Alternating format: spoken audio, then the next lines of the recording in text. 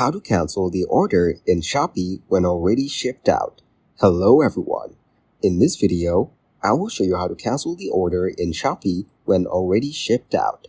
First, open the Shopee app and go to the Me section. If your payment wasn't successful, your order will be under To Pay.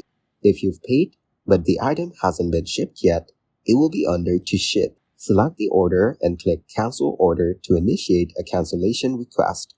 If the cancellation request is made before the seller ships the item, it can often be canceled without the seller's approval. Orders not shipped within 3 days after the days to ship period will be automatically canceled. If the order has already shipped, you can contact the seller or refuse the delivery. Thank you guys for watching this video. Hope you got some value. Make sure to like the video and subscribe to the channel to get notified of new videos. See you in the next one.